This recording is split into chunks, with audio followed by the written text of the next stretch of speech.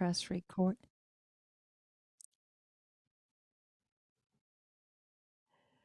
All right.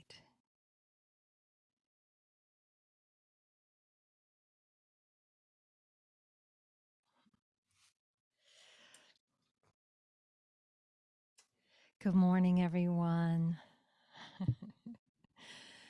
This morning, I want to explore how important it is to live with discernment. My focus is discernment or wise judgment. Because we use the power of judgment or discernment every day, many times a day, we use that power. We decide whether to get out of bed, right, or stay in bed. We decide whether to move to another town or stay where we are. We decide whether to take a new job or not. We decide how we're going to respond to maybe a challenging moment in our relationship. We make decisions about our health. We use the power of wise judgment. We need the power of wise judgment to make good decisions pretty much every day. So it makes sense that in one of Unity's core teachings, the 12 powers, judgment, wisdom, and discernment are included, and they're all lumped together as one power: judgment, wisdom, and discernment. Charles Fillmore describes the 12 powers as an inherent spiritual faculty or ability. And so the inherent spiritual ability to use judgment wisely reflects our own divine nature. And it's interesting, this subject of judgment, it can be a little confusing because, when you read scripture, when you read spiritual teachings, there's a lot of value placed on both judging well and also on not judging, on being non-judgmental. So, you could say we have to become discerning about discernment and what that means. And I would say that the key is to pair wisdom with judgment, to pair wisdom with discernment, and also to pair loving kindness with discernment and wise judgment. In the teachings of Hindu, they have a word that means discernment, viveka. Vivekananda was named after discernment. It's a huge, important spiritual quality to have discernment, to live life with discernment. And it's a very different thing than being judgmental. There's also a scripture from John 7:24 that reads, "Do not judge by appearances, but judge with right judgment." Do not judge by appearances, but judge with right judgment. Charles Fillmore interpreted that to mean do not judge by the ego or by the senses, he would say, but judge from a higher consciousness, a higher place, from a place that is connected to inner wisdom and loving kindness. There's that very visual metaphor from Jesus. Don't look at the speck of sawdust in your brother's eye, but yet pay no attention to the plank or the log in your own eye. It's very visual, kind of uncomfortable metaphor. I think it's supposed to be, because we don't obviously have a log in our own eye, but the point is to focus on working on ourselves versus judging the shortcomings of others. And so, we all know what judgment feels like from the ego, right? Whether we're feeling it or we're the recipient of it, it doesn't feel good. It can feel condemning. It can feel harsh. And it is so often erroneous. But from a state of consciousness that's informed with loving kindness, and that's coming from a place of that and wisdom, we can wisely discern, judge wisely. The description of judgment in Unity is the ability to evaluate, discern, be wise, and appraise. So, putting that together, it's like the ability to use wise evaluation and appraisal and discernment. In Buddhism, in the Buddhist teachings, viveka, or wise discernment, is essential for right action. And that makes a lot of sense. Think of how often you use your inner wisdom to discern what words to speak or not to speak, to discern what thoughts to entertain and what thoughts that you want to uproot from your mind, to discern what actions to take and then to refrain from taking. There's a class I'm in right now, and we had a discussion last week on the power of judgment. We were talking about it. I was talking about how I'm going to speak on it this week.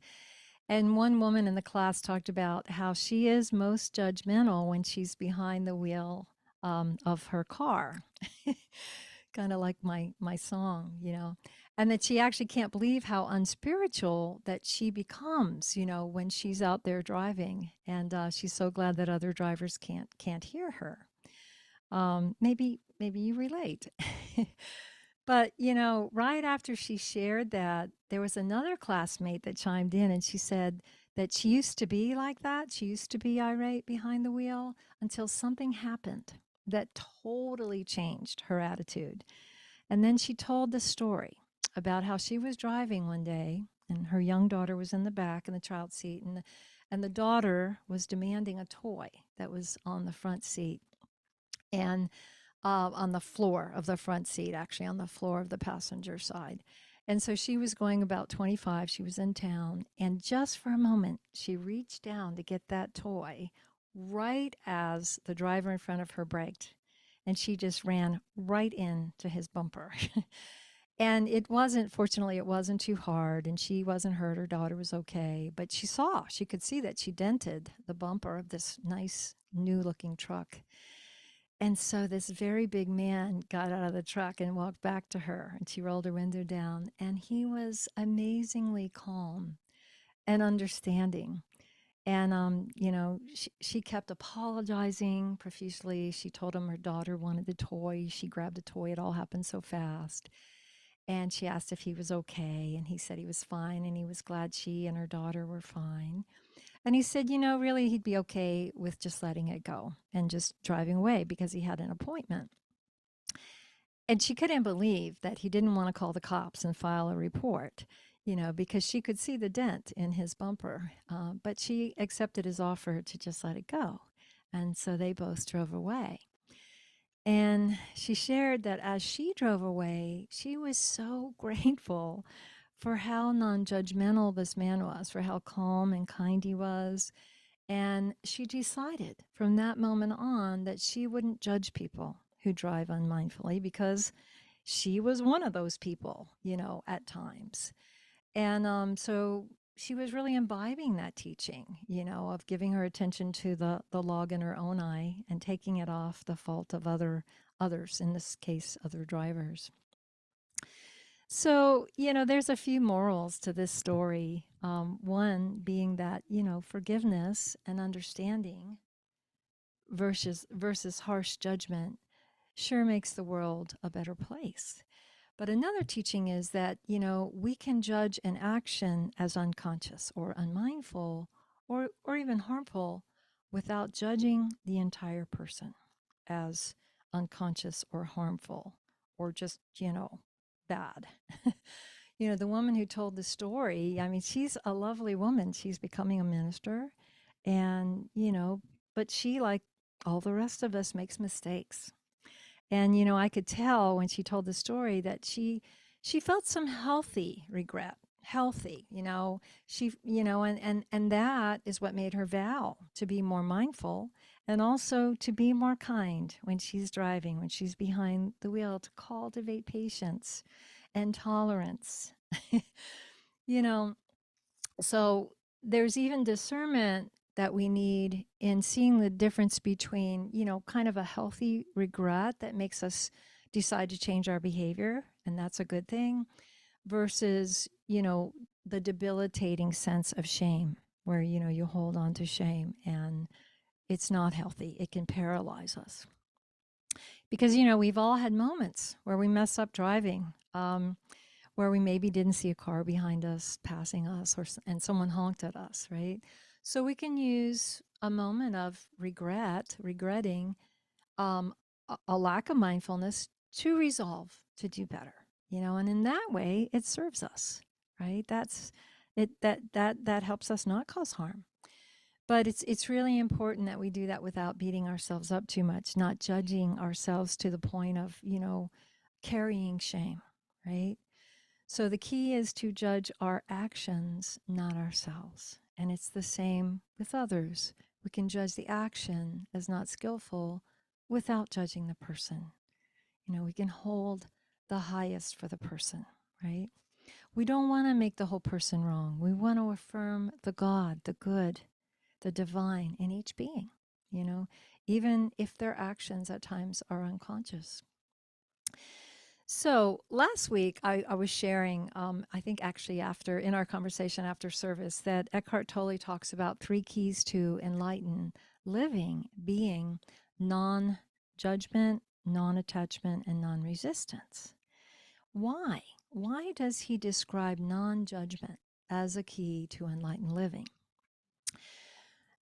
Because we obviously need wise judgment, we need discernment to make necessary choices. But what he's talking about is how we overuse, most of the time actually, we really overuse the mind's capacity for judgment. It becomes a habit. And that's the left brain. It's the left brain habit of always naming things as good or bad. We got to compartmentalize it. We have to make it exciting or boring. We have to make it this or that, right? Instead of letting things be as they are, right?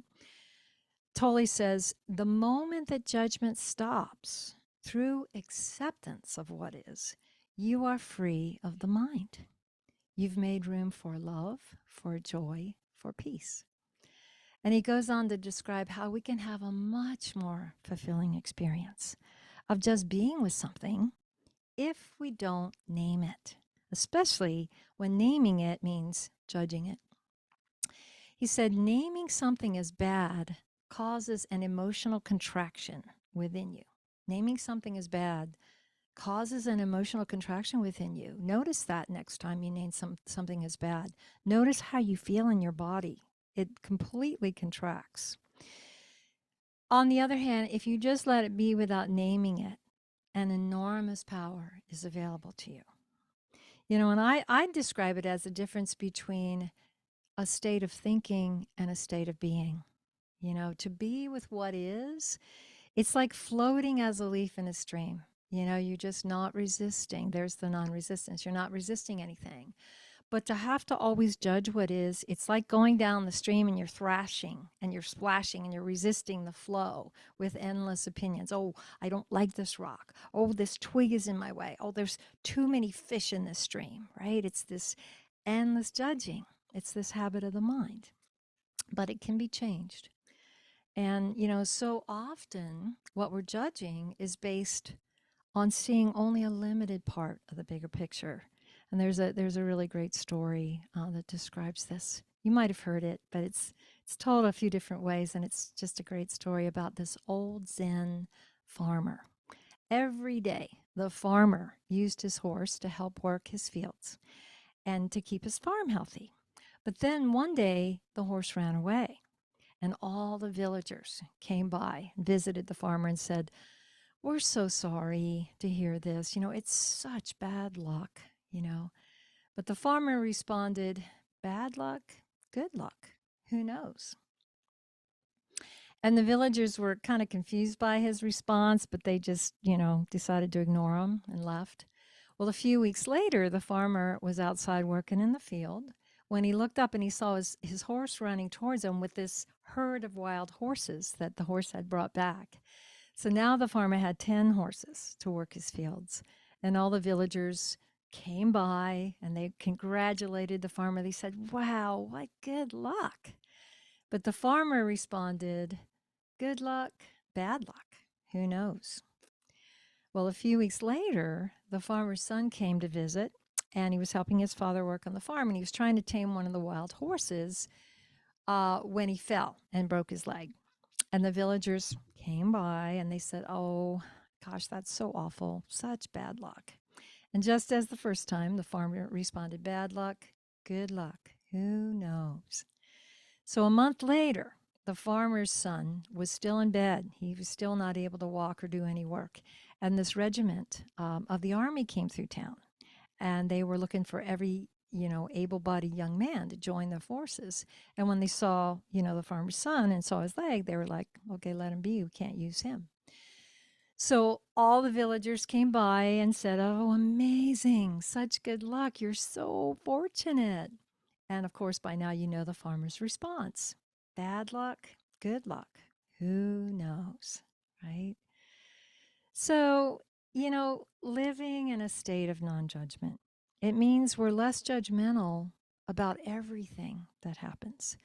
It's like we have equanimity, in the way that we look at life and everything that it brings. I remember when my house burned down in the campfire in Paradise. At first I had to be with the shock and the loss and the grief, and I just felt uprooted. I felt very ungrounded.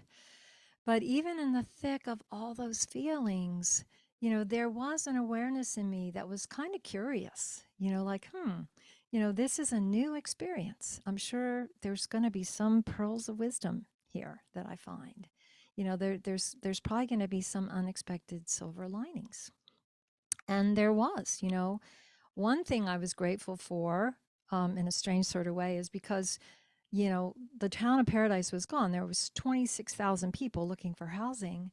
So there was no housing down there. There was no housing in Paradise or Oroville or anywhere in the area. So I had to go back to Mount Shasta and stay up there and drive down. And then I was living up there and COVID happened. And so we completely didn't expect that. But then I was locked in my little house up there for a year and a half. And I was just actually so grateful that's where I got locked down, because I was near my family. I would have been really sad being locked down that far away from them. So, it helped me to not judge it as good or bad, just what is. It's a way that we open to seeing the bigger picture, where life is this vast tapestry and everything has its place. Eckhart Tolle, again, has a great quote. He said, the deeper interconnectedness of all things and all events implies that the mental labels of good and bad are ultimately illusory. They always imply a limited perspective, and so are true only relatively and temporarily. So with whatever happens, if instead of judging it, if we can accept it, we enter into a conscious alignment with a higher order. You know, we enter into alignment with the cosmos, and the cosmos is not chaotic. The word cosmos means order. But it is a higher order than the ordinary mind can often understand. The way we can understand it is to know it, and we do that by what we just did in meditation. When we rest into presence, when we rest into the consciousness of our being, there's a knowing. There is a higher understanding that has that feeling, all is well. That has that feeling, trust, just trust life. It's all in divine order, even when the mind can't explain it. And, like the farmer in the story, he had that trust. He had that trust in the cosmos, where he could accept things as they came, that equanimity, not judging. The villagers want to turn every event into good or bad, right or wrong, but he was wiser than that. I think of Jill Bolte Taylor. Gosh, she's an amazing woman. She was a brain scientist. She had a stroke. And while she was having a stroke, her left brain shut down and her right brain kind of turned on even more. And she had this awakening experience, and she wrote this amazing book, My Stroke of Insight, about, and it was so helpful to so many people, about what she learned in that experience. I think of another author, Anita Moorjani. You might have read her near-death experience from cancer. She had cancer and had a near-death experience. And in that experience, she saw, oh my gosh, what really matters is to love myself unconditionally, so completely, fully. And she just came back, with a mission to share that with people. So, like, if you said to either Anita or to Jill, wow, such bad luck having a stroke or having cancer, they would probably look at you with a twinkle in their eye and say, bad luck, good luck. Who knows?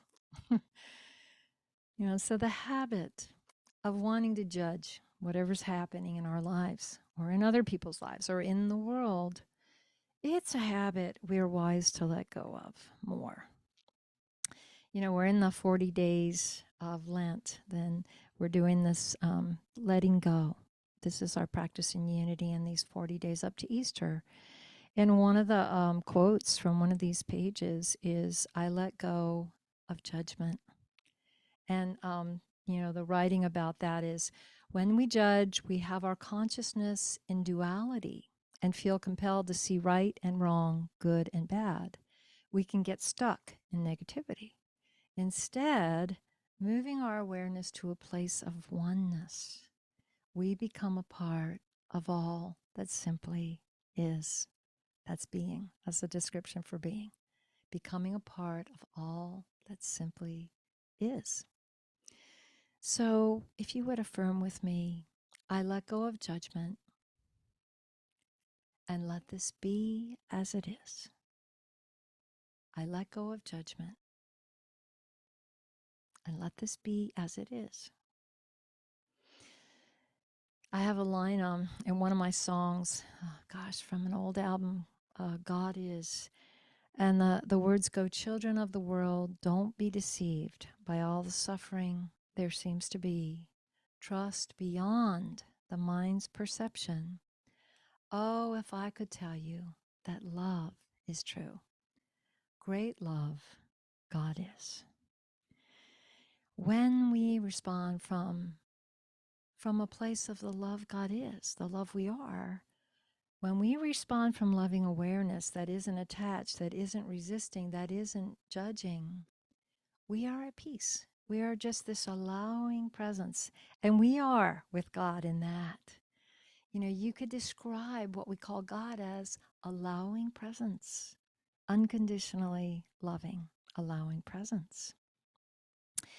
There's one more really subtle aspect of non-judgment I want to talk about, and that is to learn to perceive without naming. And I touched on this a little bit, but I'll give you an example. I remember hiking with my mom. I always tell mom stories, but I've got great stories. And my mom, when we lived in Mount Shasta, she would teach these edible weed classes, and she would take people out and teach them all the weeds that they could eat, that they could survive on. And it was a really cool thing, and she loved doing it. But when I would hike with her, she wanted to stop at every single plant, and she wanted to name it, and she wanted to tell me all its properties, and she judged it like, oh, you can eat this one with garlic, it's so good. Oh, this one's poisonous, don't touch it. And I wanted to not think, I just wanted to take this hike and take in the beauty and be moved by it and just merge with everything and not be in my head, not be in my mind at all. And so it's not a judgment, neither one of us were right or wrong. It's just that we're in a different place in consciousness, we were perceiving differently. Tolle says, often people's minds are so busy that their perception and experiences are distorted by instant judgment. That's a good one, He says, as soon as something's perceived, it's named, it's interpreted, it's compared with something else, liked, disliked, or called good or bad by the ego. Like with my mom, one weed's delicious, the other one's poisonous. Well, this weed you can do this with, this weed you can't. So Tolle is saying to reach a state of conscious being, we have to ease the compulsive need to name, right? Let go of defining everything with the mind. So I just invite you, take a moment and consider, can you take the thinking out of perceiving? Can you just be with something, even merge with it without naming it, without thinking about it? And just that voice in the head that wants to comment and compare, and draw conclusions and judge, can you let that go and shift out of that left brain into the right brain, into the just being present? There's many names for consciousness. One of them I really love is the observer. Ramtha always talks about the observer. And that's good for what I'm describing, because if we can just observe what is without passing judgment, without deciding it's good or bad, it's like that Rumi poem, beyond opinions of right doing and wrong doing, there's a field and I'll meet you there. When the soul lies down in that grass, it's ecstasy, right? When we let go of all that opinionating, all that interpreting, then we can rest as peaceful, observing presence. That's what it is to identify with God, with spirit, right? With the observer. We're free from the mind that's always judging and creating stress for us. So in closing, I just want to say the power of using wise discernment is not mutually exclusive to living in a state of non-judgment, In fact, the more we live in a state of being versus thinking and live from presence versus ego versus judgmental mind, the better we are at bringing that attunement we get from that inner wisdom into making really good decisions. So I invite you to consider sorry. What is my mind like when I judge from the ego? And how is it different when I judge from a place or discern from a place of inner wisdom and loving kindness? Is there a difference in how I use discernment when my heart's open versus when I'm, say, feeling impatient or irritated? And can I rest in beingness, accepting what is without passing judgment on it? So thank you for evolving this inherent spiritual faculty of discernment, so that your discernment is always connected to inner wisdom and to loving kindness. Thank you for, practicing judging actions but not people, remembering the divine in people. May you and may all beings, may we all be wise and be discerning and be happy and free from suffering. Thank you.